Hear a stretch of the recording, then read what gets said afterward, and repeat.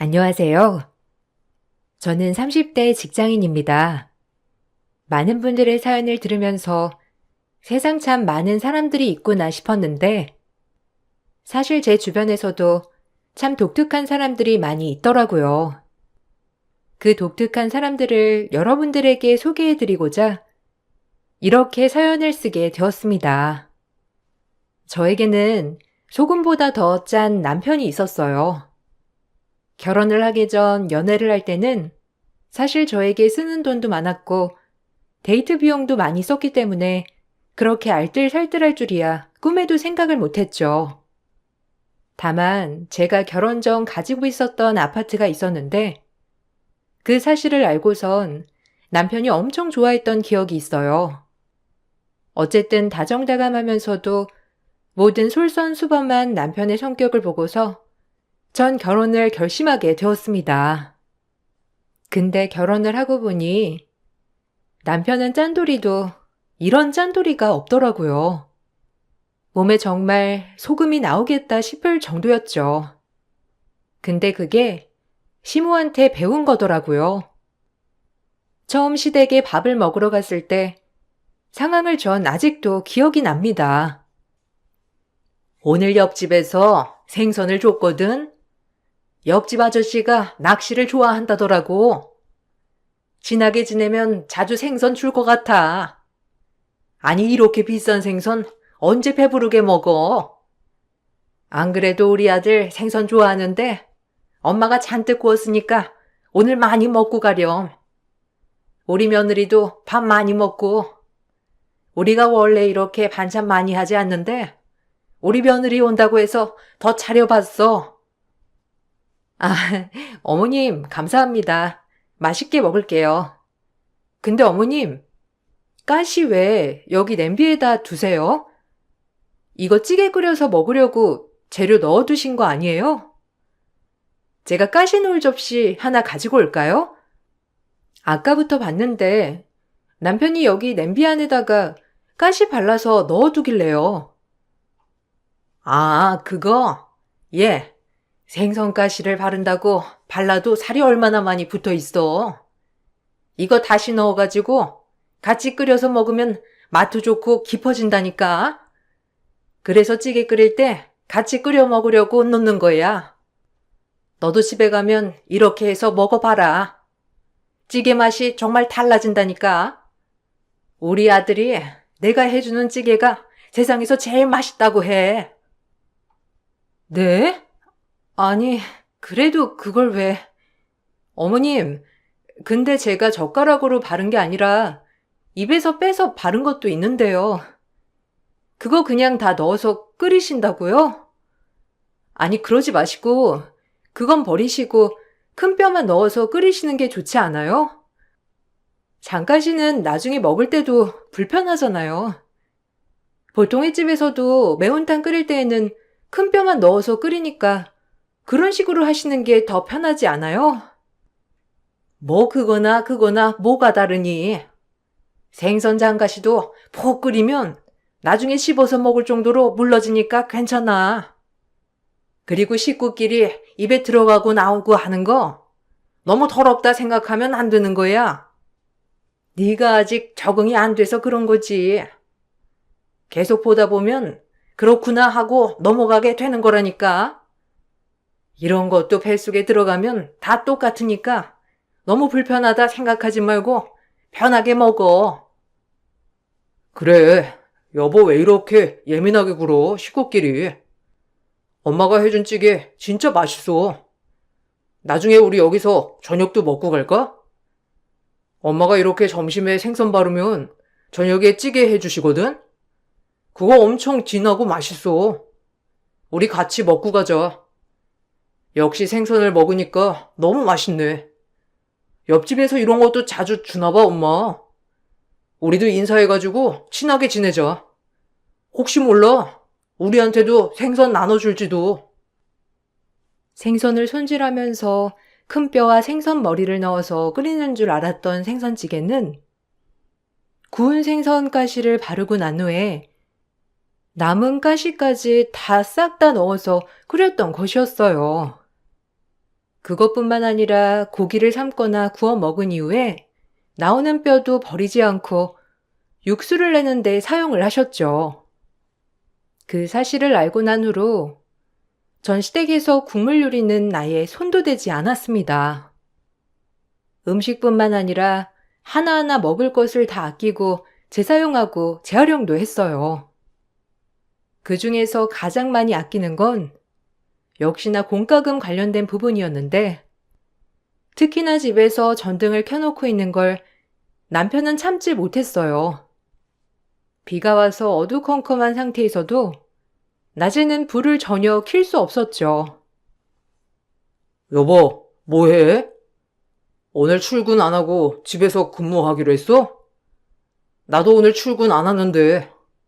근데 집안 불은 왜 이렇게 다 켜놓은 거야? 여보, 이렇게 하면 전기세 엄청 나오는 거 몰라? 하여튼 덤벙거리기는. 여보, 좀 신경 써. 낮인데 벌써부터 이렇게 전등을 다 켜놓으면 어떡해? 낮에는 불 다 끄고 있어도 밖에서 들어오는 빛으로 살 수 있잖아. 아니, 지금 비 와가지고 너무 어두워서 아무것도 안 보여. 그래서 켜놨어. 오늘 날이 정말 흐리잖아. 밖에서 들어오는 햇빛도 없는데 어떻게 어두컴컴한 집에서 근무하라는 거야. 실내가 깜깜하니까 우중충하고 일하기도 힘들어. 그래서 켜둔 거니까 끄지 마. 다른 날도 아니고 비 오고 햇빛도 없는데 그렇게 다 끄고 다녀야 되겠어?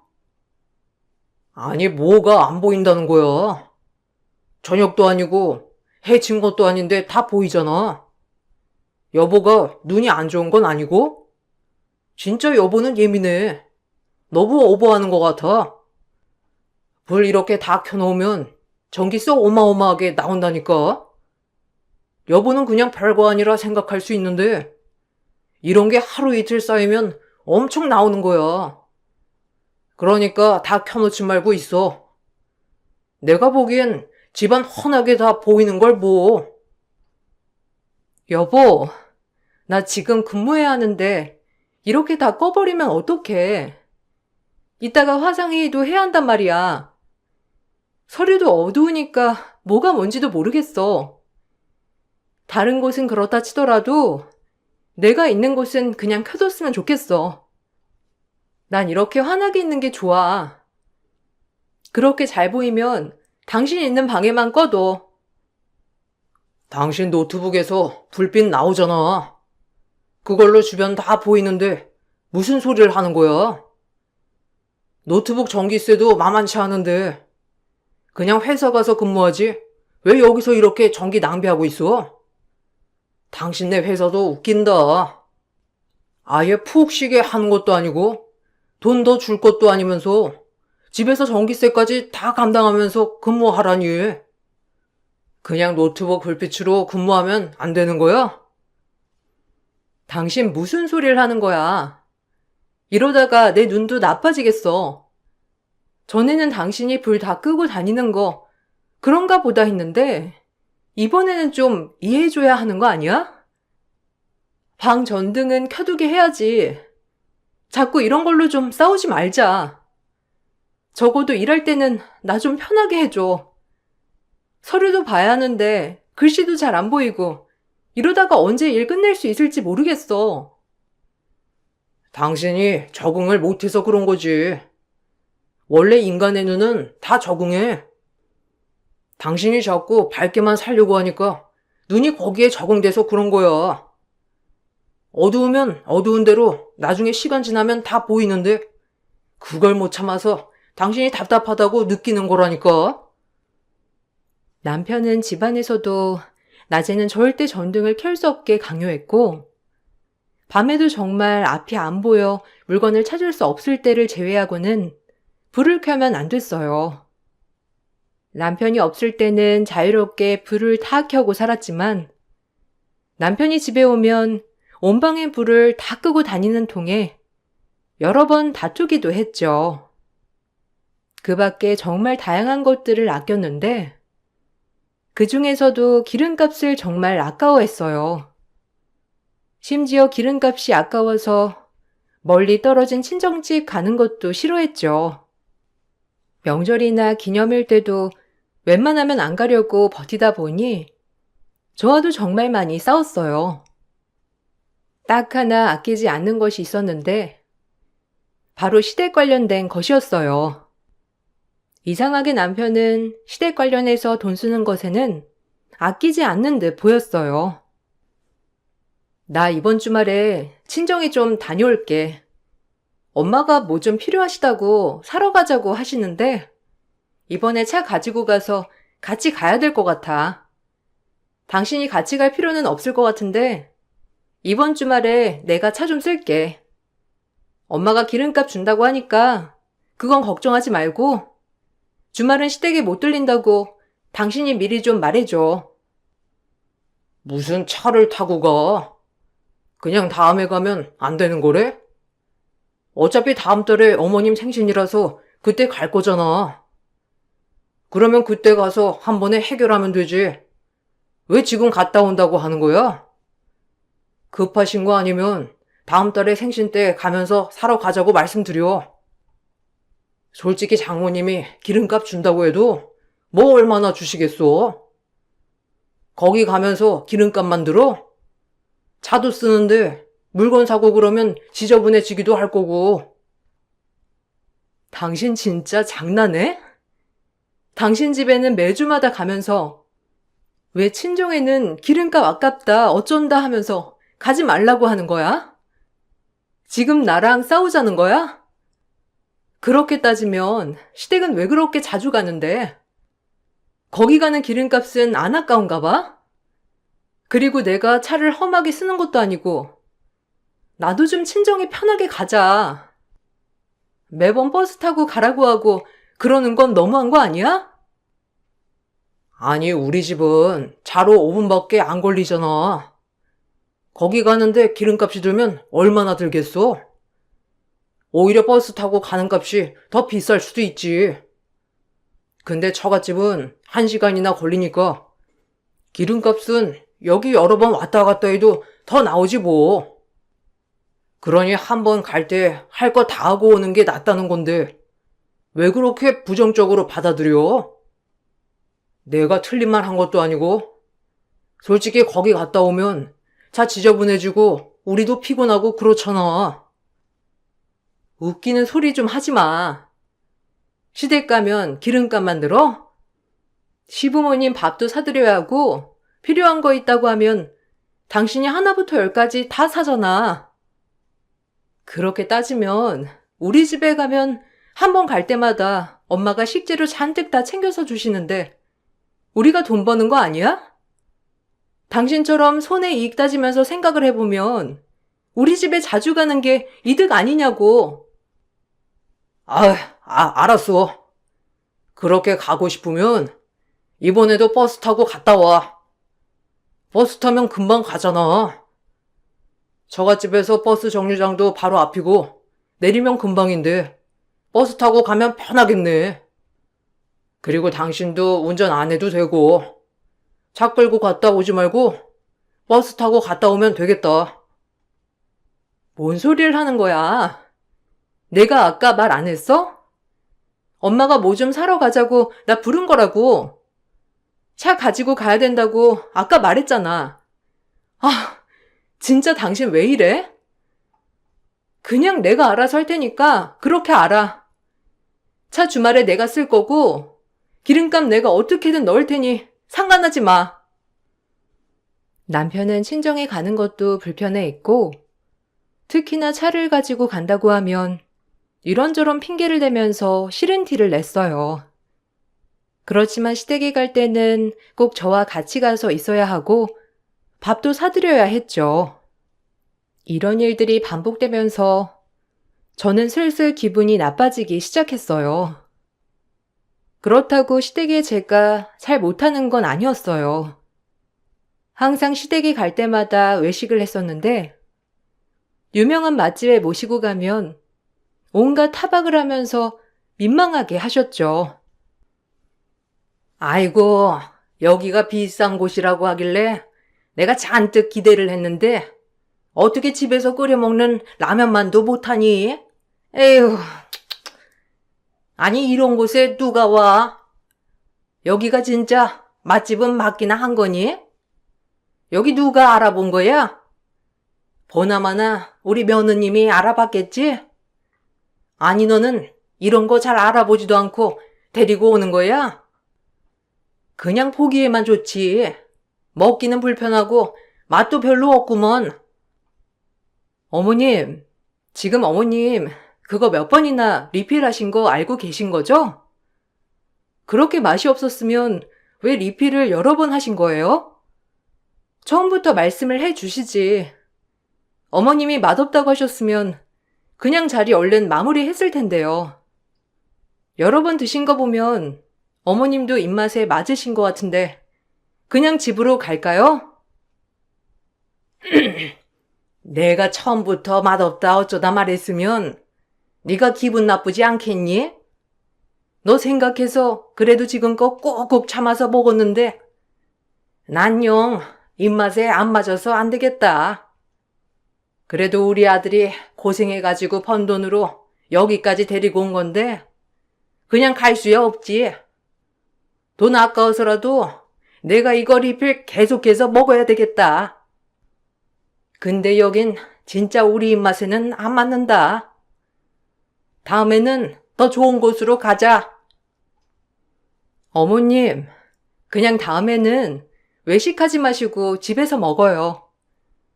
어머님, 아버님 매번 모시고 와도 맛없다고 하시고 집에서 먹는 게 훨씬 낫다고 하시고 저도 이렇게 모시고 다니면서 힘 빠지니 힘드네요.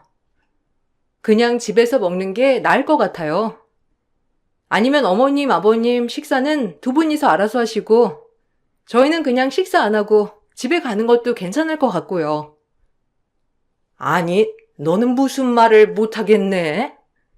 그냥 하는 말 가지고 평도 못하는 거니? 이렇게 음식점 왔으면 음식이 어떻다 말할 수 있는 거 아니야? 그래야 우리 입맛이 어떻다는 걸 알고 다음에는 더 잘 맞는 곳으로 데리고 갈 거잖아. 아유 참. 얘 그래도 나처럼 쿨한 사람이 어디 있다고 그래? 며느리가 입맛에 맞지 않은 곳 데리고 와도 이렇게 끝까지 잘 먹잖아. 시모는 자신이 정말 쿨한 시어머니라고 생각을 하셨죠. 남편 또한 그런 시모의 성격이 정말 좋고 요즘 신세대 시어머니라며 자부심을 가졌어요.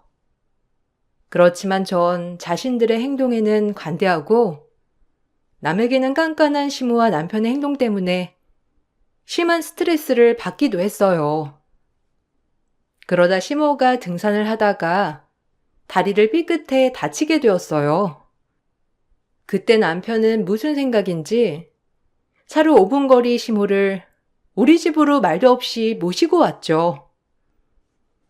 오늘부터 일주일 정도 엄마 우리 집에 모시려고. 다리 삐끗하셨다고 하는데 푹 쉬어야 한다고 병원에서 말했대. 혹시라도 뼈 부러지면 안 되니까 당신은 나가서 사골뼈 좀 사와서 고아. 엄마 매일매일 사골 꼭 먹어야 되겠어. 정형외과 약이 좀 독하잖아. 잘 안 먹으면 속도 상하실 텐데. 엄마 안 그래도 소화도 잘 안 되신다고 하는데 이번에 다쳐서 괜찮으실지 모르겠네. 갑자기? 우리 집에 오신다고?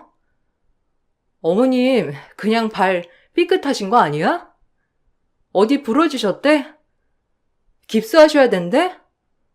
그게 아닌데 왜 우리 집까지 오시는데? 아니 그리고 아버님도 계시는데 당신이 왜 오버해서 우리 집으로 모시고 와? 그러지 말고 시댁에 모셔다 드려. 사골은 내가 집에서 고을 수 있는데 사골뼈 당신이 나가서 사오고. 이게 무슨 난리야? 너야 젊어서 지금 엄마 상태를 잘 모르는 거지. 원래 엄마 나이 때 되면 뼈 살짝만 삐끗해도 금방 부러지고 안 좋아지는 거야. 지금 이렇게 아플 때 잘해드려야 나중에 문제 안 생긴다니까. 그리고 내가 평생 모시자고 한 것도 아니고 고작 일주일인데 그걸 못 해드려? 엄마가 너한테 시집살이를 시킨 것도 아닌데 뭘 못한다는 거야? 그냥 여기서 밥만 챙겨드리면 돼. 아니, 그렇게 걱정되면 당신이 시댁에 가서 어머님 건강도 챙기고 밥도 챙겨드려. 당신이 직접 해야지. 왜 나한테 다 시키는 거야?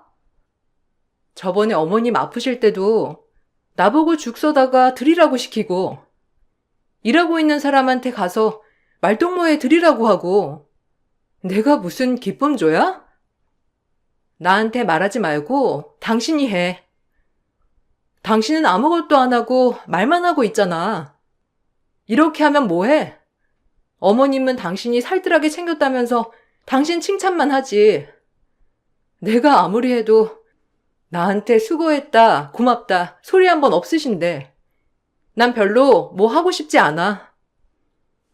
너 좀 치사한 거 아니야? 원래 부부는 일심동체야. 네가 잘하면 나도 잘하는 거고 내가 칭찬받으면 너도 칭찬받는 거나 마찬가지라고. 그런 것도 몰라? 아니 내가 계속 모시자고 하는 것도 아니잖아. 그냥 일주일만 집에 계시게 해. 엄마한테 잘하면 나도 알아서 처갓집에도 잘할 거 아니야. 솔직히 남편은 말로만 시댁을 챙기고 모든 일은 저에게 맡겼어요. 그렇게 열심히 챙겨도 시댁에서는 남편이 잘해서 제가 잘하는 거라며 남편 칭찬만 하셨죠. 그런 일들이 많다 보니 전 그때 어머님이 집으로 오시는 것도 반대를 했는데 남편은 다음에 친정이 일이 있으면 자신이 나서서 하겠다면서 약속을 하길래 못 믿었지만 남편을 한 번 더 믿어보기로 했어요. 시모는 저희 집에 오시자마자 온갖 살림살이를 다 꺼내보시고 지적하셨어요. 집안 곳곳에 값이 나가는 물건이 있기라도 하면 다 지적하면서 제 씀씀이를 비난하셨죠. 남편과 똑같이 불도 못 켜게 하시고 화장실에서 소변을 보면 물도 못 내리게 하셨어요. 일주일 동안 시모로부터 받은 스트레스 때문에 전 급성 위염까지 생겼습니다. 예, 너는 도대체 살림을 하는 애가 맞긴 하니? 집에서 이렇게 살림을 하고 살았던 거야? 아니 온 집안 불은 왜 이렇게 켜고 다니는 거야? 그리고 빨래는 왜 자꾸 나눠서 하는 거니? 그냥 한 번에 딱 돌리면 안 되는 거야? 그리고 꽉꽉 채워가지고 돌려야지. 저렇게 조금만 넣고 돌리면 물 아깝지 않니? 설거지도 한 번에 몰아서 해야 물도 덜 쓰고 그러지. 샤워는 왜 이렇게 오랫동안 하는 거야? 가스비며 수도세며 아깝지도 않은 거야? 어머님, 저도 일하는 사람이에요. 집안일 이렇게 시간 날 때마다 틈틈이 안 하면 나중에 몰아서 하려고 하면 더 힘들어요. 일도 하고 집안일도 챙기려면 이렇게 틈틈이 시간 있을 때마다 바로바로 해야 해요. 몰아서 하면 물도 더 쓰고 전기도 더 쓰잖아요. 그리고 변기물은 왜 이렇게 낭비하는 거야? 소변 보고 그냥 물 내리면 어떡해? 그런 건 여러 번 보고 나서 내려도 상관없어. 큰 거 봤을 때나 물 내리지. 소변은 여러 번 싸도 변기 뚜껑 닫아 놓으면 냄새도 안 나는데 왜 이렇게 물을 낭비하는지 모르겠네. 그리고 넌 화장품이 왜 이렇게 많니? 그냥 샘플 크림 쓰면 되지. 너 이런데 돈 다 쓰는 거야? 어머님, 이거 하나하나 다 신경 쓰이시면 여기 계시는 게 더 스트레스 받으실 것 같아요. 그러지 마시고 제가 집에 모셔다 드릴 테니까 집에 가서 푹 쉬세요. 어머님 여기 계시면 이것도 싫고 저것도 싫고 다 싫다고 말씀하시는데 그러면 여기 계시지 마시고 시댁에 가세요. 짐 싸고 계세요. 지금 제가 모셔다 드릴게요. 아니 얘가 무슨 그렇게 말을 해? 아니야. 내가 이참에 여기 눌러 앉아야 할 판이야. 내가 신세대 시어머니라서 너네 사는 거 하나도 터치를 안 했는데 네가 내가 뭐라고 안 하니 아주 엉망으로 살고 있었구나. 아끼지도 않고 펑펑 다 쓰니까 아들이 힘들다고 그러지. 에휴, 너는 일도 하지만 주부야. 주부는 살림을 먼저 생각하면서 살아야 하는 거야. 살짝 삐끗했던 발은 하루 만에 다 나았는지 시모는 저희 집에 눌러 살면서 저희 살림살이 하나하나 다 지적하셨죠. 결국 제가 급성위험으로 밥도 못 먹고 하루하루 야위어 가자 남편은 어쩔 수 없이 시모를 집으로 모셔다 드렸습니다. 전 그날 이후 시모든 남편이든 꼴도 보기 싫어졌어요. 그걸 아는지 모르는지 남편이고 시모고 매일 전화 오면서 아끼지 않는다면서 저를 압박했죠. 결혼에 대한 회의감을 느끼고 있을 무렵 결정적인 사건이 터지게 되었습니다. 엄마가 일을 하시다가 넘어지시면서 다리가 골절되어 입원을 하시게 되었어요. 다리에 철심을 박는 수술을 하게 되었고 오랫동안 병원에 입원하셔야 했어요. 전 매일매일 병원으로 가서 저녁마다 엄마 병간호를 했지만 남편은 한 번도 찾아오지 않았고 처음 수술을 받고 난 후에 전화만 왔을 뿐이었어요. 수술이 무사히 끝마치고 엄마가 퇴원을 하시는 날 회사에서 급하게 일이 터져서 제가 모셔다 드리지 못하게 되어 남편에게 부탁을 했죠. 그날 마침 남편이 쉬는 날이었고 집에서 바로 옆에 있는 병원이었기 때문에 남편에게 엄마를 집까지 모셔다 드리라고 부탁을 했어요. 남편은 흔쾌히 그러겠다며 말을 했는데 얼마 안 지나 남편이 집에 왔다며 전화가 오더라고요. 친정까지는 병원에서도 1시간 거리인데 어떻게 된 건가 싶었어요. 뭐야? 어떻게 집에 벌써 왔어? 엄마 다른 곳에 가신다고 하셨어? 아니, 아까 전화 통화할 때는 바로 집에 가신다고 했는데. 엄마 어디 가신 거야? 그래도 당신이 엄마 집에 모셔다 드리고 오지. 그 발로 여기저기 가기 힘들 텐데. 짐도 많고 어디 내려드렸어? 나 일 대충 마무리돼가지고 이제 가려고 하는데 엄마도 전화 안 받네? 아, 오랜만에 장모님이 밖에 나오시니까 엄청 좋아하시더라고. 그래서 바깥 구경 좀 하고 싶으신 것 같아가지고 내가 바깥 구경 하고 싶으시냐 물어보니 그렇다고 하셔서.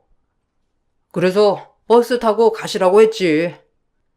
버스 타면 가는 동안 주변 경치 구경도 하고 솔직히 사이가 운전하는 차 타고 가는 것도 어색하고 불편하시기도 하잖아. 근데 버스 타면 혼자 가시니까 마음도 편하고 부담도 안 되고 거기다가 집 앞에 버스 정류장도 있으니까 힘들 것도 없으니 그냥 버스 타고 가시라고 하고 정류장에 내려다 드리고 왔어. 뭐? 당신 제정신이야? 지금 장대비 쏟아지고 있는데 엄마를 그냥 버스 정류장에 내려다 주고 왔다고? 지금 진짜 제정신이야? 그래서 엄마가 전화를 못 받고 있는 거구나. 당신 그 짐들은 다 어떻게 했어? 엄마한테 그것도 다 가지고 가라고 한 거야? 아, 진짜 돌겠네. 엄마 지금 다리에 철심 박아서 걷는 것도 힘들고 깁스한 사람을 이 위에 그냥 내버려 두면 어떡해. 미끄러져서 넘어지시기라도 하면 어쩌려고 그런 짓을 한 거야. 지금 당장 나가서 엄마 다시 데려다 드리고 와. 아니면 우리 집에 모시고 오던지 그냥 내가 데려다 드리고 올게. 아, 뭔 소리야. 어머님 벌써 버스 타고 가셨을 시간이야. 그리고 기름값도 비싼데 어떻게 집 앞까지 데려다 드리라고 한 건데. 어차피 장모님도 버스 타고 가시는 거 좋다고 하셨어. 내가 그렇게 생각 없이 그냥 버스 정류장에 내려다 드린 줄 알아? 좋다고 하니까 내려다 드린 거지. 싫다고 하셨으면 끝까지 모셔다 드렸을 거야. 버스 타고 가는 거 괜찮다고 하셨다니까. 아, 진짜 욕도 아깝네. 도라이야? 아니면 정신병자야? 네 엄마는 고작 삐끗해가지고 아픈 거 가지고 우리 집에 일주일이나 모셔놓고서는 철심 박은 엄마는 괜찮으니까 버스 타고 짐 들고 집에 가라고 했다고? 이 비에? 당신 진짜 제정신이야? 어디 머리 다친 거 아니야? 그러지 않고서야 생각 없이 그따위 행동을 한다고? 뭘 그렇게 오버하는 거야? 솔직히 우리 엄마는 장모님보다 나이도 훨씬 많으니까 그렇게 살짝 삔 것도 나중에 심하게 아플 수 있다고. 그리고 엄마가 많이 고생해가지고 뼈도 안 좋고. 근데 장모님은 우리 엄마보다 젊으시잖아. 당신도 우리 엄마가 건강하면 좋지 않겠어? 남편은 말도 안 되는 소리를 하면서 저에게 오버를 한다고 했어요. 전 그런 남편에게 있는 정 없는 정 다 떨어지는 것 같았죠. 남편에게 크게 화를 내고 전화를 끊으니 얼마 지나지 않아서 시모가 저에게 전화를 해왔더라고요. 예, 우리 아들이랑 싸웠어? 들어보니까 별거 아닌 거 가지고 싸운 거 같던데. 너희 그냥 화해해. 그렇게 기싸움 해가지고 뭐 하려고 그래? 너희는 왜 이렇게 싸우는 거니? 원래 남자들은 자존심도 세고 그래서 너처럼 화내면서 말하면 못 알아들어. 조곤조곤 달래가면서 말해야지. 듣고 보니까 아들이 뭐 크게 잘못한 것도 없는 것 같던데 네가 오버한 거 아니니? 내가 보기엔 네 잘못도 있어. 그러니까 화해해. 어머님, 남편이 뭐라고 말한지는 모르겠는데 저 절대로 화해 못해요. 어머님 아시다시피 저희 엄마 다리 부러지셔가지고 철심까지 박으셨잖아요. 제가 오늘 회사에 급한 일이 터져서 엄마 퇴원 수속을 못하게 되니까 남편한테 집까지만 모셔다 드리라고 부탁했거든요. 근데 남편이 이 장대비 쏟아지는 날 엄마를 그냥 버스 정류장에 내려두고 왔더라고요. 근데 제가 화를 안 내게 생겼어요? 그 많은 짐도 그대로 내려두고 가라고 했어요. 저 진짜 너무 화나고 용서 못하겠어요. 아유, 예. 걔는 진짜 날 닮아가지고 경제관념이 너무 똑부러진 거 아니니? 우리가 땅을 파봐라. 기름이 나오나. 요즘 기름값도 계속 오르는데 그렇게 여기저기 써재 끼고 다니면 어떻게 하겠어? 그리고 네 엄마는 아직 젊고 그렇게 철심 박았다고 해도 운동은 해야 하지 않겠니? 어차피 재활해야 되니까 자주 걷고 그래야 할 텐데 뭐 우리 아들이 잘했구먼. 뭘 용서 못하겠다고 난리야? 뭐요? 남편이 잘했다고요? 어머님, 저번에 다리 삐끗하셨을 때 생각 안 나세요? 그때 저한테 어른날 잘 모셔야 복 받는다면서 저보고 잘 모시라고 엄청 얘기하셨잖아요. 근데 남편이 하는 꼬락서니는 뭔데요? 우리 엄마도 어른이에요. 근데 남편은 몸도 성취하는 어른을 이 장대비에 버스 타고 가라고 그냥 내버려 두고 온 거라고요. 네가 지금 격분해서 그렇지. 나중에 시간 지나서 곰곰이 생각을 해봐라. 우리 아들이 무척이나 현명했다는 거 너도 알 거야. 너희 엄마도 운동해야 하고 솔직히 몇 주 동안 계속 병원에만 틀어박혀 있었으니 얼마나 답답하셨겠어. 운동도 하면서 겸사겸사 세상 구경도 하고 가면 얼마나 좋니? 사이가 데려다 주는 거 불편하고 부담될 수도 있는 거지. 네가 너무 예민하게 구는 거 아니야? 그렇게 아끼고 절약하는 거 세상에 널리 자랑해야지. 무슨 그렇게 말하는 거야? 아끼려고 노력하는 남편 칭찬은 해주지 못할 망정. 네가 더 너무하네. 시모는 오히려 저에게 예민하게 구는 것 같다며 절 타박했어요. 전 그렇게 말하는 두 모자를 가만둘 수 없겠다는 생각이 들었습니다.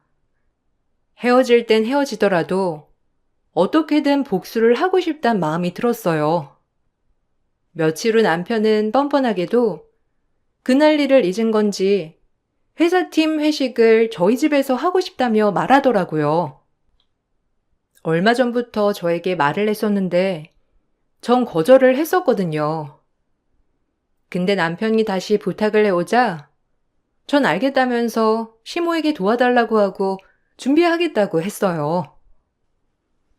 아이고, 사모님, 너무 고생 많으셨어요. 이렇게 많이 차려주시니까 저희가 배부르게 먹고 가겠네요. 음식 솜씨가 정말 대단하시네요.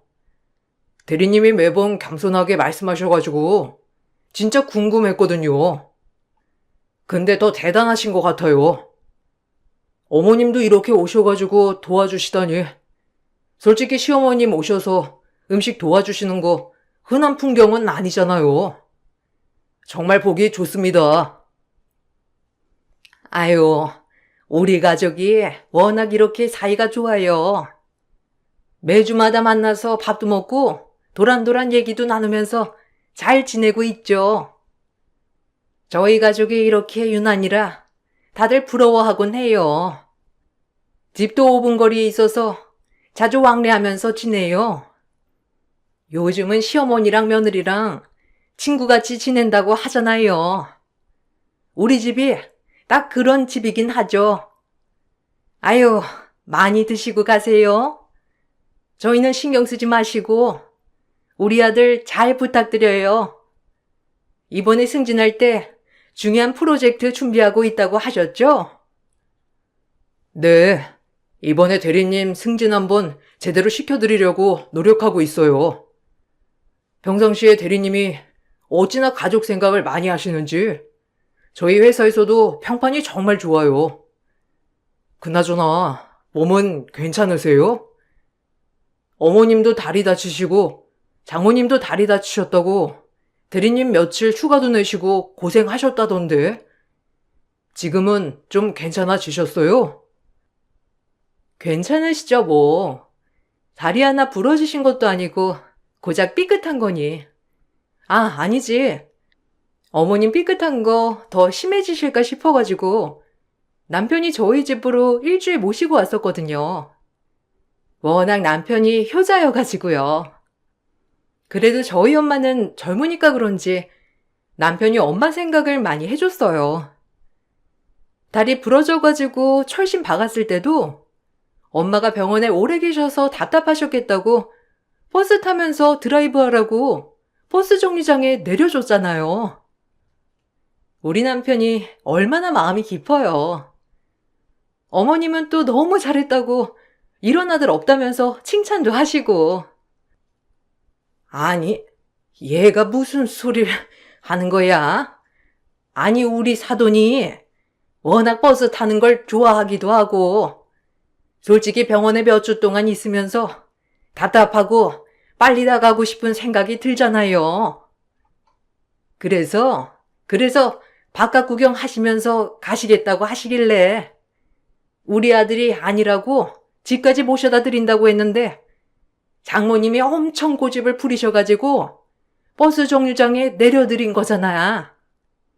아이고, 며느리가 시간 지나니까 잊어버렸나 보네. 네? 어머님, 제가 어떻게 잊어요? 그때 서운해했다가 어머님이 저보고 철없다고 엄청 혼내셨잖아요. 그래서 그렇게 하는 게 효도구나 잘 알았어요. 어머님이 자랑할 만한 일이라고 하셔가지고 이렇게 동료분들 오셨을 때 자랑하는 건데 뭐 잘못됐어요? 어머님이 세상에 널리 알려야 된다고 하셨잖아요. 그러고 보니 어머님 그때 다리 삐끗했을 때도 일주일 저희 집에 모실 게 아니라 집에 걸어가시라고 하셨어야 하는 건데 삼시세끼 다 차려드리고 맞춰드렸는데 어머님 불편하셨겠네요. 전 남편의 동료들이 다 있는 곳에서 그날의 일을 다 꺼내 얘기를 했습니다. 분위기는 삽시간에 가라앉았고 동료들은 서둘러 자리를 정리해 갔죠. 전 동료들이 모두 떠나고 난 후에 남편에게 이혼을 하겠다고 말을 꺼냈어요. 당연히 남편과 시모는 난리가 났습니다. 남편은 절대 이혼을 못 해준다면서 말을 냈죠. 전 억지로 남편과 시모를 내쫓은 후에 이혼 소송을 준비했습니다. 시모와 남편은 그날 이후로 저에게 계속 연락을 해오기도 했고 찾아오기도 했지만 만나지 않았죠. 그간의 남편의 행각, 시모의 행동을 이혼 사유로 소송을 했습니다. 이혼을 준비하면서 알아보니 남편은 그렇게 집에서는 짠돌이처럼 굴었지만 시댁에는 자신의 월급 절반 이상을 보내고 있더라고요. 저에게 말을 전혀 하지 않고선 보냈던 거죠. 거기다가 자신의 경제관념을 저에게 강제적으로 요구했을 뿐만 아니라 친정 부모님에게도 부당 대우를 했던 것도 모두 드러나게 되었습니다. 그날의 사건 역시 블랙박스에 남아 있었어요. 거동이 불편한 엄마가 집 근처까지만 태워달라는 말을 했지만 남편은 그걸 무시하고 운동 삼아 걸어가라면서 말했던 것이 블랙박스에 녹음이 되어 있었죠. 파일을 증거로 제출하고 이혼을 했습니다. 전 남편에게 위자료를 받았고 재산 분할 역시 제가 대부분 가지고 올 수 있었어요. 그동안 모은 공과금을 반반으로 결제를 했기 때문에 남편이 경제적으로 기여를 한 바는 거의 없었던 것이죠. 그러니 집은 그대로 제가 가지고 올 수 있었습니다. 나중에 들어보니 제가 폭로를 한 이후에 남편 회사에 소문이 쫙 났다고 하더라고요. 가정적이었던 남편의 이미지는 바닥으로 떨어졌고 시모와 장모님 간병으로 휴가를 낸다고 했던 것이 거짓으로 드러나 징계까지 받게 되었습니다. 남편은 지방으로 거의 쫓겨나듯 발령을 받았고 승진도 물 건너가게 됐다고 하더라고요. 오히려 지방으로 가게 되면서 집을 구하려고 추가로 돈까지 써야 했다고 하니 짜디짠 시댁에서도 위자료에 집 구하는 비용까지 들게 되면서 난리가 났다고 해요. 그렇게 3년의 결혼 생활을 파란만장하게 끝내고 난 후에 전 친정 식구들과 해외여행을 시원하게 떠났습니다. 오랜만에 사고 싶은 것도 편하게 사보고 부모님께도 맛있는 음식을 마음껏 사드렸네요. 답답했던 결혼 생활을 끝마치고 나니 속이 이렇게나 시원해질 줄 몰랐어요. 제 긴 사연을 들어주셔서 감사합니다. 여러분들에게는 항상 속 시원한 일들만 가득하시길 바랄게요.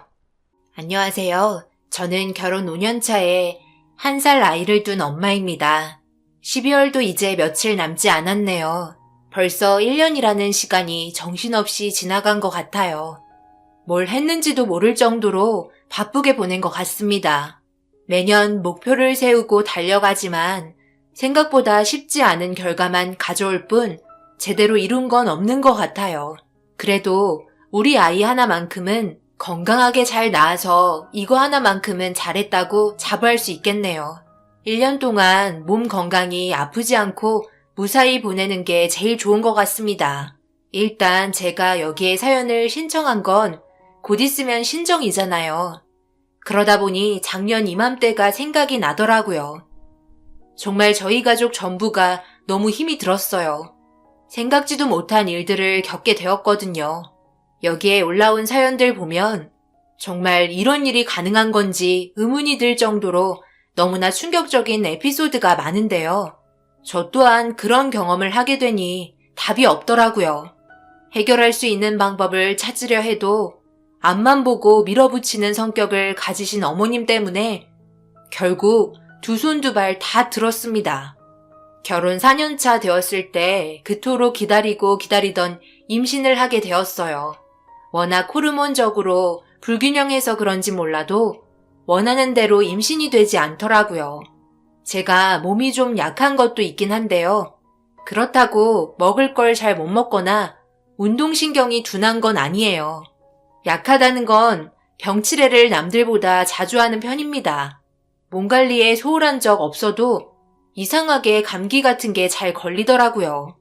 면역력을 높여주는 음식이나 건강식품도 많이 챙겨 먹지만 큰 효과는 얻지 못했어요. 그런데 느닷없이 임신을 해서 정말 당황스러웠죠. 계획할 때는 한 번도 된 적 없었는데 무방비 상태에서 갑자기 덜컥 아이가 들어서니 온 집안이 놀람과 동시에 축복해 주셨습니다. 그전에는 엄청 갈구셨는데 임신이 되자마자 태도와 표정이 확 바뀌신 시어머니의 모습을 보고 정말 당황했어요. 아이 가지지 못한다고 엄청 구박했었거든요. 노력하는데도 마음처럼 되지 않으니 조급한 마음에 좋다는 거 많이 먹어보고 여러 가지 시도해봤지만 안 좋은 결과를 가져왔을 때 어머님한테 너무 큰 상처를 받을 정도로 저를 막대하셨습니다. 그런데 임신됐다고 하니 언제 그랬냐는 듯이 잘 해주시는 걸 느끼니 약간 소름이 돋더라고요. 괜히 아들이 아니면 또 뭐라고 할 것 같은 어머님의 행동에 제가 먼저 말을 꺼냈어요.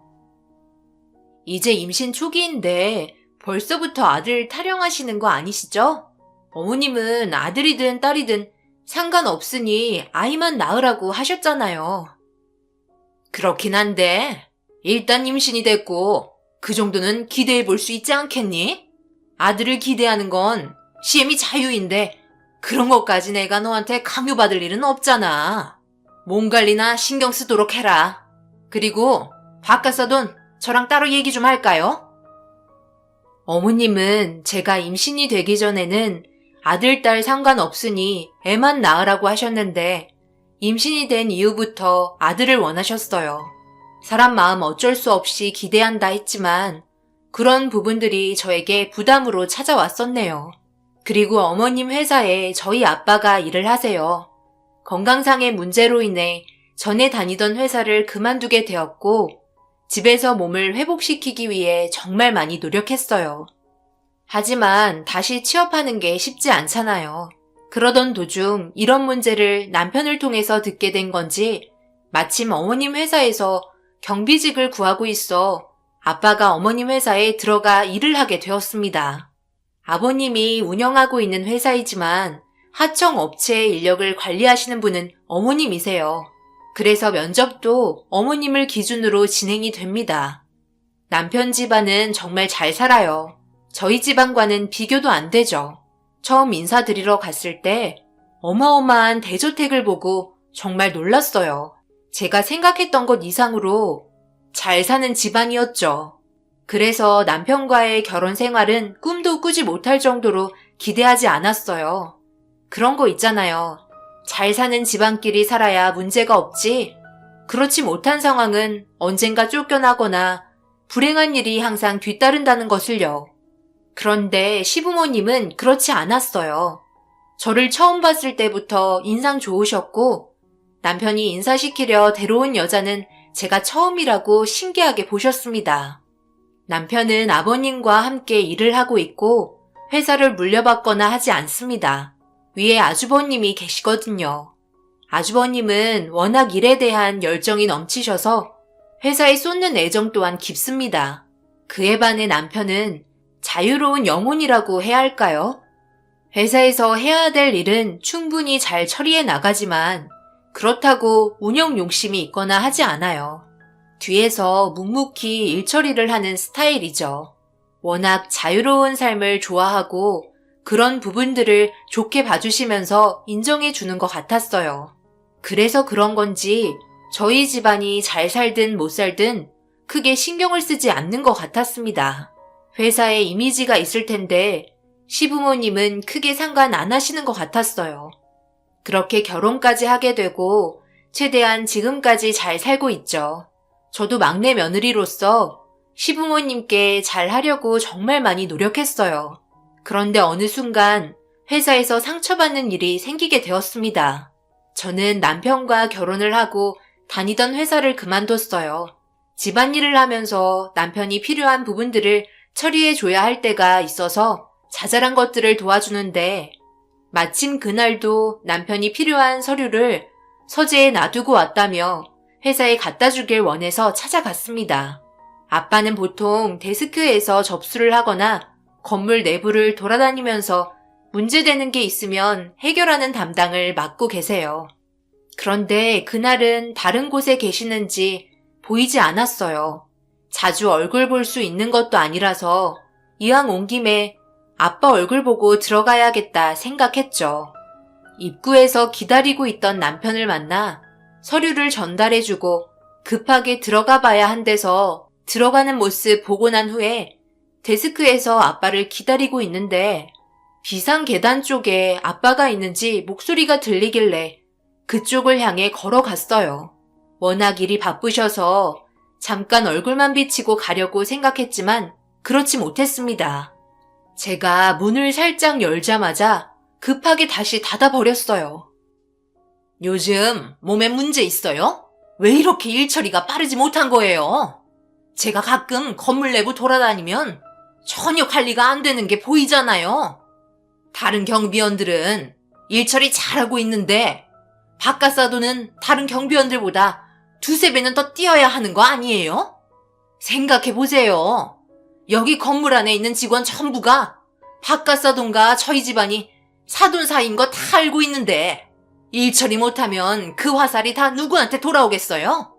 제발 생각 좀 똑바로 하고 일 처리하세요. 쉴 수 있는 시간이 어디 있어요? 쉬는 건 집에서 해도 되잖아요. 제가 일일이 이런 거 간섭하지 않게 잘 좀 처리하시라고요.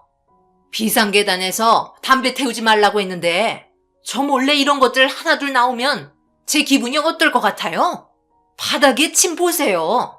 따로 게시물에 올려두긴 하겠지만 자기 회사라고 생각하고 일처리 신경 좀 쓰셨으면 좋겠네요.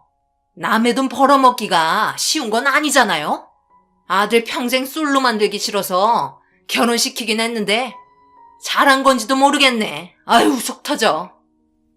반대편 문에서 듣고 있던 충격적인 상황에 저는 입을 다물지 못했고 그 자리에서 더 있다가 제 감정을 억누르지 못하고 터져버릴 것 같아 급하게 집으로 돌아갔습니다.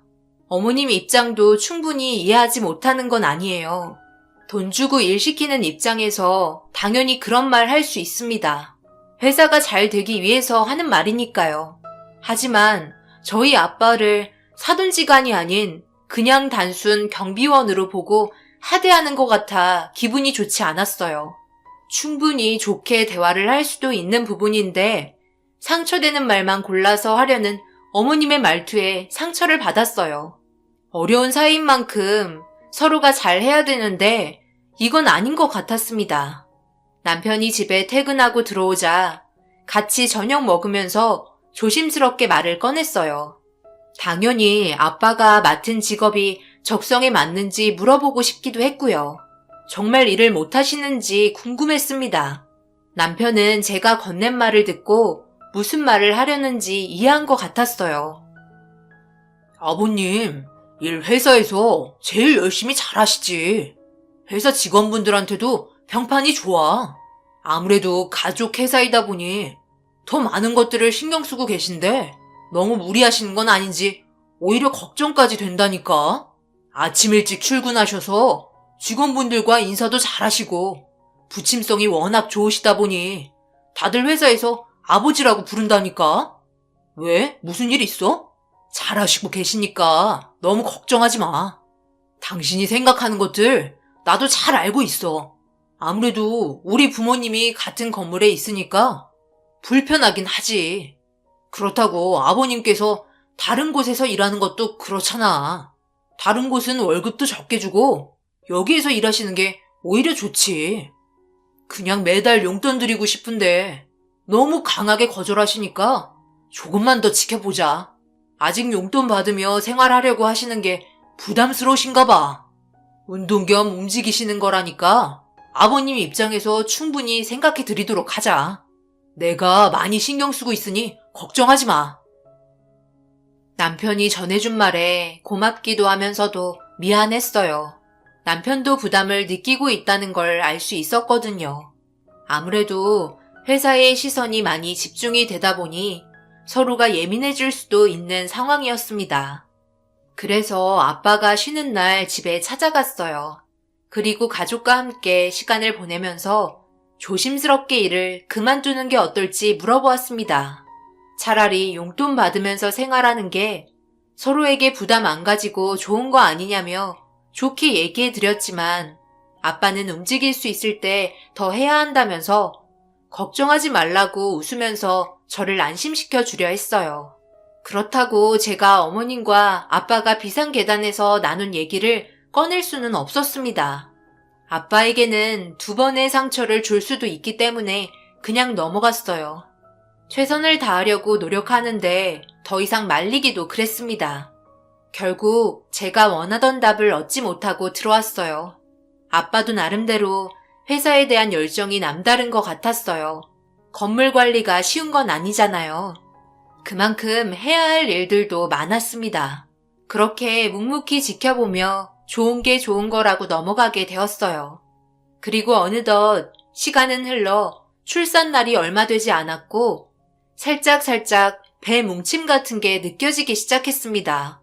산부인과에서는 몇 주 뒤면 출산 진통이 심하게 올 테니 집에서 대기했다가 진통이 시작되면 그때 산부인과에 들리라며 마음의 준비를 시켰어요. 그런데 여기에서 다른 문제가 생길지 몰랐어요. 며칠만 있으면 1월 1일 신정이었거든요. 보통은 그날 각자 집에 있었는데 제가 곧 출산도 하게 되니 어머님이 뱃속에 있는 손자 보고 싶다며 1월 1일 날 오길 원하고 계셨어요. 별 무리 없으면 가려 했지만 계속되는 배뭉침에 걱정스러운 나머지 아무래도 그날은 집에서 대기하는 게 좋을 거라고 생각했습니다. 이번 신정 때 우리 집에 좀 들러라. 알겠지?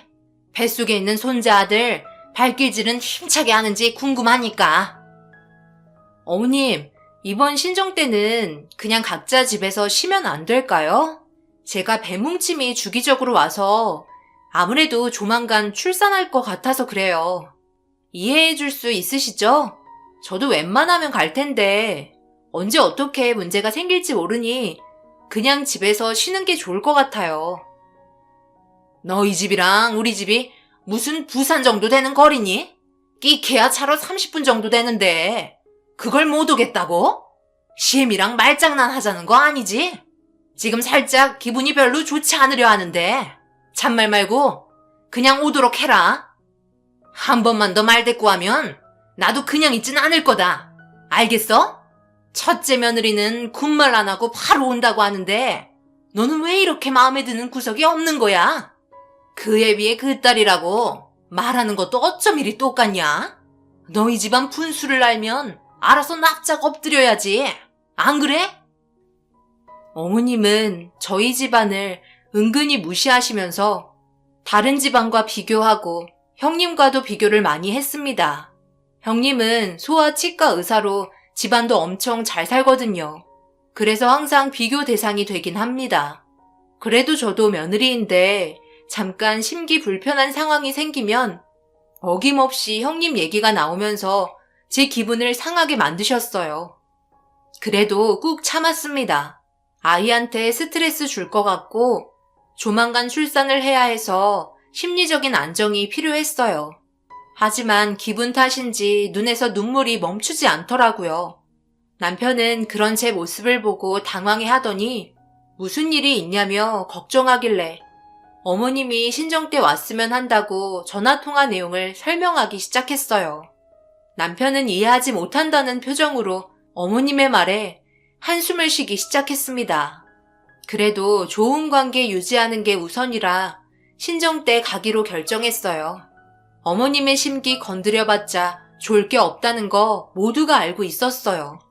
시어머니 한번 화가 나기 시작하면 아무도 말릴 수 없을 정도로 수습할 수가 없습니다.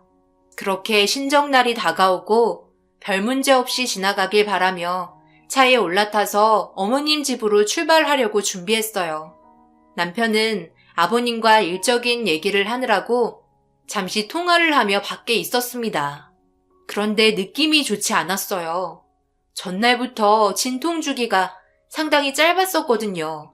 어머님은 출발을 했는지 저에게 전화가 와서 물어보길래 출발하려고 차에 타서 기다리고 있다며 어머님의 날카로운 신경을 진정시켜 드렸습니다. 남편도 통화가 다 끝이 났는지 차에 탔어요. 그런데 그날 차가 왜 이리 막히는지 30분이면 가는 거리를 1시간이 지났는데도 절반밖에 가지 못해 불안해지기 시작했습니다. 아니나 다를까 어머님한테 전화가 왔더라고요. 그래서 상황을 설명하기 시작하는데 갑자기 진통이 세게 오기 시작했고 식은땀까지 나길래 뭔가 이상이 있다는 걸 확인하자 남편도 왜 그러냐며 안절부절 못하기 시작했어요. 아무래도 어머님한테 상황을 설명해야 할 것 같아 가까운 병원으로 향하는 게 좋을 것 같다며 제 생각을 말했습니다. 그런데 그 순간 시어머니 화나셨네요. 뭐라고? 그래서 지금 차를 돌리겠단 말이야? 진통 온다고 해서 바로 출산하는 거 아니니까 걱정하지 말고 집으로 튀어와라. 여기에서 병원으로 가면 되잖니. 그러니까 일찍 서둘러야지. 하여간 하는 짓 보면 미련 곰탱이 같다니까. 어머님, 그게 아니라요. 지금 차가 너무 막혀서 돌리는 게 좋을 것 같아요. 다시 집 쪽으로 가면 제가 다니던 산부인과에서 신정 때도 진료 봐준다고 했었거든요. 아무래도 출산 준비해야 할 것 같아요. 어머님 손자 그래도 무사히 나와야죠. 그러자 시어머니 전화 끊으셨고 다시 전화를 걸어봤지만 받지 않으셨어요. 기분이 상하셨는지 더 이상 연락을 하지 않으시길래 저는 남편에게 어떻게 해야 할지 물어보았습니다. 남편도 제 생각과 동일한 결정을 했어요. 산부인과로 차를 돌렸고 입원하자마자 양수가 터지면서 출산하려고 준비하기 시작했어요. 만약 어머님 집으로 향했다면 차에서 양수 터지고 오도 가도 못하는 일들이 벌어졌을 거예요. 어머님도 이해해 줄 거라 생각했습니다. 손자 안겨주면 과거에 있던 일 전부 잊어버린다면서요. 그래서 있는 힘껏 출산을 하기 시작했어요. 뒤이어 저희 부모님께서 산부인과로 찾아와 주셨고 아버님과 형님 그리고 아주버님까지 아기 보려고 오셨어요. 하지만 어머님은 오지 않으셨습니다. 단단히 기분이 상하셨나 봐요. 자기가 한 결정에 대해 불만을 가지고 다른 생각했다는 걸 마음속에 담아버리신 것 같았어요. 하지만 그 생각도 잠시뿐 워낙 진통이 심해서 더 이상 아무런 생각도 들지 않더라고요. 그렇게 저는 힘겨운 진통을 이겨내며 잘생긴 아들을 출산했습니다.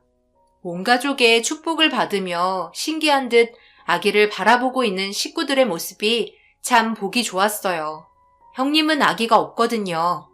그래서 남편 집안에 제가 처음으로 손자를 안겨주었고 아버님 또한 아기를 안아보시며 기분이 좋으셨는지 밝게 웃고 계셨습니다. 하지만 저는 어머님이 계속 신경 쓰였어요.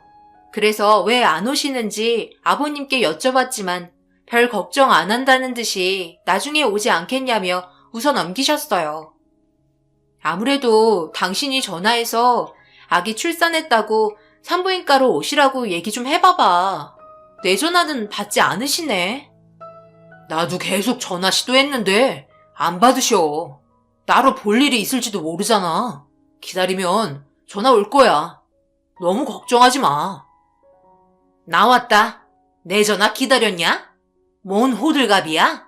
하루 이틀 얼굴 볼 사이도 아닌데. 이리 줘봐라. 나도 안아보게. 어머님은 아무렇지도 않은 듯 평소와 똑같은 모습으로 저희에게 다가왔고 손자 얼굴을 보자마자 모든 게 풀어진 것 같았어요. 그런데 잠시 뒤 어머님이 저희 아빠를 따로 부르더라고요. 저번에도 아빠와 단둘이 얘기하셨는데 뭔 일이 있나 싶어 따라가고 싶었지만 일어날 힘조차 남아있지 않아 그 모습을 보고만 있었어요.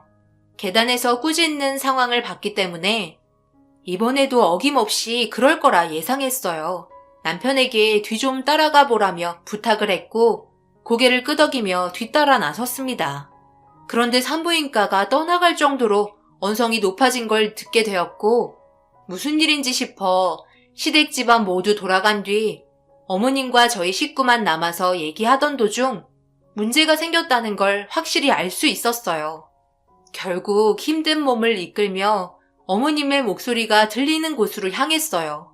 그리고 알게 된 사실에 너무나 큰 상처를 받게 되었습니다. 해고라뇨? 그게 무슨 말도 안 되는 말이에요? 갑자기 이런 식으로 통보하시는 게 어디 있냐고요? 제가 왜 해고를 당해야 되죠? 그걸 제 입으로 또 똑같이 말을 해야 되는 거예요? 바깥 사돈이 일 처리하는 게 제 기준으로 너무 마음에 안 들고, 그리고 사돈지간 한 건물에 같이 있는 자체도 남들 시선도 안 좋은 것 같아서 결정하게 된 거니 더 이상 토달지 마세요. 이 문제는 회사의 문제이기 전에 가족의 이미지도 생각해 주어야 하는 문제입니다. 언제까지 저희가 당신들 뒤나 닦아주면서 지켜봐야 하는 거예요? 모두를 위해서 결정한 거니 그런 줄 아세요. 이건 부당 해고가 아니라 온 가족이 함께 화목하게 지낼 수 있도록 결정한 겁니다. 혹시라도 관할 노동위원회에 구제 신청을 한다거나 그런 쓰잘머리 없는 일은 안 하시겠죠? 그게 오히려 양가지만 더 힘들어진다는 거 꼭 새겨 들으세요. 오늘은 늦었으니 저 먼저 들어가 보겠습니다. 어머님의 말을 듣고 있던 저와 눈이 마주쳤고 눈빛에서는 화가 난 듯한 표정을 보이고 계셨어요. 그리고 머릿속에 스친 게 생각이 났어요.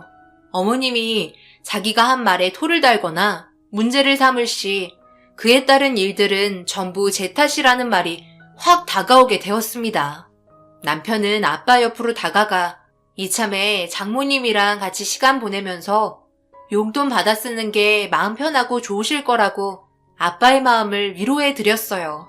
한순간에 실직자가 되어버린 아빠는 어색한 웃음으로 그래도 챙겨주는 건 박서방밖에 없다며 속으로 끓고 있는 감정을 보여주지 않으려 애쓰셨어요.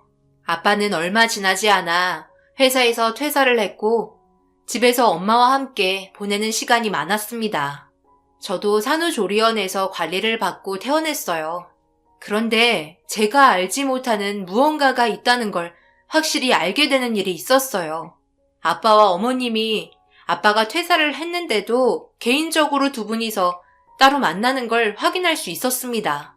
너무 답답해서 아이 유모차 태우고 시내 한 바퀴 돌고 있는데 남편이 집에 들어갈 때 회사 변호사 사무실에 도착한 서류 한 장을 집으로 가지고 들어가라며 부탁을 해서 거리도 멀지 않아 운동 겸 변호사 사무실에 도착해 서류 받고 집으로 돌아가는 길에 어머님이 아빠를 뒤따라 가고 있었어요. 뭔가 싶어 그 뒤를 따랐고 어느 카페로 들어가는 걸 확인할 수 있었습니다. 조심스럽게 뒤를 밟아 모자를 푹 눌러 쓴 채 그 상황을 지켜보고 있는데 엄청난 대화가 오고 가는 걸 보고 절대 드러나지 말아야 할 일이 진행이 되고 있다는 걸 알 수 있었어요. 제가 이런 말까지는 안 하려 했지만 사돈께서 회사의 인원 총괄 담당이라고 사람 막 자르거나 함부로 대하시면 안 됩니다. 그런 점들은 잘 알고 계실 텐데요. 무슨 문제가 있으면 저한테 따로 찾아와서 얘기하면 될걸. 다짜고짜 해고라뇨. 그래요? 솔직하게 얘기할게요. 며느리 하는 짓이 워낙 꼴보기 싫어서 그랬어요. 누구나 다 그런 마음 가질 수 있잖아요. 막말로 가진 거 없는 집안 결혼시켜줬더니 자기가 무슨 진짜 재벌집 딸인 것처럼 생각하는 건지 집안 살림이 완전히 개판이잖아요. 그리고 제가 오라면 오고 가라면 가는 거지 무슨 말은 그리도 많은지 이런 말 끝도 없어요. CMI를 어떻게 받길래? 무시하는 것도 정도 것이지. 그래서 제가 훨씬 위라는 걸 인지시켜주고 싶어 사돈 해고시켰습니다. 그렇다고 이런 식으로 나오면 제가 뭐가 됩니까? 이번 일은 저도 덮어둘 테니 그냥 조용히 넘어가면 어떻겠어요? 없는 집안 걷어들였으면 이 정도 해주는 건 당연하잖아요? 가족끼리 돕고 사는 거지. 제 말대로 그렇게 하는 걸로 하시죠. 서류 어디 있어요?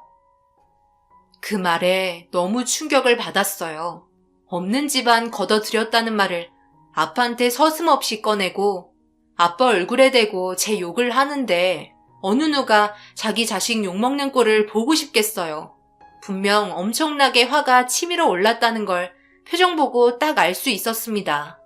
저는 서류 봉투에 뭐가 있는 건지 싶어 꺼내서 읽어봤는데 충격적이게도 그 서류는 그동안 회사 직원들과 하청 업체에게 돈을 뜯어갔던 서류였어요. 한마디로 로비 문서였습니다. 꽤 많은 업체에게 돈을 받아가면서 일자리를 돌려가며 일을 할 수 있게 아버님 몰래 진행하고 있는 것 같았어요. 하청 업체는 어머님이 관리하고 계셨으니 아버님은 당연히 모르셨어요. 어머님이 따로 챙겨두고 있던 돈들이 어마무시할 정도로 금액대가 엄청났어요. 저는 그 서류를 보고 손이 부들부들 떨렸습니다. 아빠는 벌써 남편에게 서류를 전부 전달하려고 마음먹은 상태였고 그 서류를 제가 보게 된 거였습니다. 아빠가 아무 말도 하지 않고 있는 모습에 어머님도 점점 기분이 상하기 시작하셨는지 협박 같은 어조로 아빠를 위협했어요. 우리 딸, 그렇게 생각하고 계신 것도 화가 치밀어 오르지만 저희 집안 모두를 천대하시는 건 아닌 것 같네요. 제가 여기에서 일을 시작하면서 다른 한 분이 건강상 그만두게 되었는데요. 그때 받은 서류가 저에게도 정말 충격이었죠. 하지만 가족들끼리의 문제라서 저만 조용하면 될 거라 생각했어요. 하지만 나 하나 잘한다고 해서 양가 집안이 잘 된다는 건 잘못된 생각이더라고요. 사돈은 저와 제 딸에게 하루하루가 달라질 정도로 막대하고 계시지 않나요? 서류는 드릴 수 없습니다. 뭐라고요? 서류를 건네지 못하겠다고? 그럼 앞으로 어떻게 할 생각인데요? 우리 집안 망하게 하려고 작정했어요? 이 사람 먹여주고 채워줬더니만 은혜를 원수로 갚으려고 하고 있네. 내가 이래서 천한 것들이랑은 상종을 안 하려고 하는 거야. 없는 것들이 자존심 하나는 더럽게 세가지고 그거 하나 잡았다고 나를 가지고 노리려 해? 나는 뭐 가만히 있을 것 같아? 내가 쫄딱 막하게 할 거니까 그런 줄 알아. 알겠어?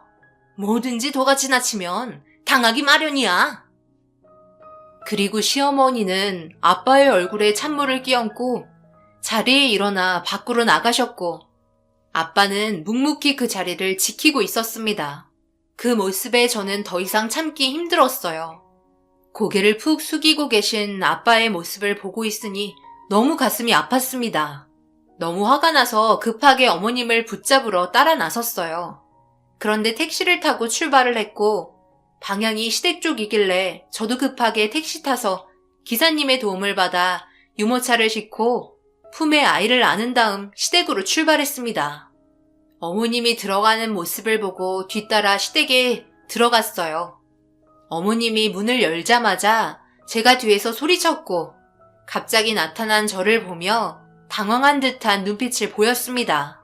시댁에 찾아올 시간이 아니라서 그런 것 같았고 저를 보자마자 날카로운 말투로 왜 왔냐고 물어보길래 아이를 안고 있는 상태에서 어머님한테 서류를 던졌습니다. 이상한 눈빛으로 바닥에 떨어진 서류를 주우면서 오늘따라 저희 집안이 가지가지 한다며 서류 안의 내용을 펼쳐서 보기 시작했어요. 한 장 한 장 보시다가 동공이 마구 흔들리는 게 보였어요. 그동안 로비를 받았던 내역이 하나도 빠짐없이 적혀있던 내용이었죠. 어머님은 손을 부들부들 떨더니 그 자리에서 서류를 찢어버렸습니다. 하지만 저도 눈 하나 깜빡하지 않았어요. 서류는 딱 봐도 복사본이었습니다. 분명 원본은 아빠가 가지고 있을 거라는 거 알 수 있었어요. 어머님은 사태의 심각성을 그제서야 알게 되었는지 어떻게 하면 좋겠냐고 물어봤고 저는 아빠에게 정중히 사과하시라고 전했습니다. 계속해서 칭얼거리는 아이를 진정시키며 확실하게 어머님이 잘못한 행동에 대해서 정리하는 게 좋을 것 같다며 집으로 돌아왔어요. 어머님은 제 뒤를 따라오면서 아빠를 설득해달라고 얘기했지만 결정은 제가 하는 게 아니라 아빠가 하는 거기 때문에 더 이상 이 문제로 말 섞기 싫다고 했어요. 그 순간 뒤에서 어머님이 갑자기 제 머리채를 잡기 시작했고 저보고 뒷수습하라며 동네 한복판에서 난리를 치자 동네 사람들이 몰려들면서 충격적인 상황이 펼쳐지게 되었습니다. 너까짓 게 지금 내 앞에서 고개를 빳빳하게 세우고 있어? 가진 거 쥐뿔도 없는 게 나를 무시해? 너 당장 우리 아들이랑 이혼해라. 나도 더 이상은 봐줄 수가 없다. 날이 가면 갈수록 아주 기어오르는 게 시엠이 잡아먹으려 들어? 어머님, 저는 여태껏 제 의견보다는 어머님 의견에 따르려고 항상 순종했어요. 그런데 어머님은 그게 아니잖아요. 저희 집안을 그냥 노예처럼 생각하고 계시잖아요. 저희를 가족이라고 생각하신 적 있으세요? 단 한 번도 없으시죠? 어머님이 하시는 행동이나 말투 보면 그게 느껴져요. 잡일이나 해주는 집안으로 알고 계시잖아요. 어머님이 가만히 안 있으면 저도 그냥 두고만 있지 않을 거예요. 어머님이 찢어버린 서류가 오늘 어디 있었는지 알아요? 저희 남편이 고용한 변호사 사무실에 있었어요. 그 전에 제가 먼저 본 거고요. 아버님이 이 사실을 알면 어떻게 될까요? 아마 엄청난 폭풍이 몰아치겠죠? 어머님은 절대 그러지 말라며 애원하기 시작했어요. 시내 한복판에서 머리채 잡은 거 미안하다며 우발적인 행동이었다고 용서를 빌기 시작했습니다. 저도 화가 치밀어 올라 어머님을 있는 힘껏 밀쳤어요. 아버님의 성격도 만만찮은 성격이라 한번 화가 나기 시작하면 물불 안 가리시거든요. 그런데 충격적이게도 아버님도 서류를 가지고 계신 것 같았어요. 아빠는 카페에서 어머님에게 마지막 기회를 준 듯 보였습니다. 하지만 그 기회를 발로 차버렸으며 돌이킬 수 없는 일들이 펼쳐지게 되었어요. 아버님한테 전화가 오자 급하게 받으셨고 수화기에서 목소리 들리지 않았지만 어머님의 얼굴 표정을 보고 알 수 있었습니다. 얼굴빛이 사색이 돼선 그 자리에서 주저앉았어요. 결국 이 문제로 인해 아버님은 어머님과 엄청나게 다투셨고 예상하지 못한 일이 펼쳐지게 되었습니다. 양가 집안 모두 한자리에 모이게 되었고 자리에서 어머님은 공개적인 사과를 하셨어야 했어요.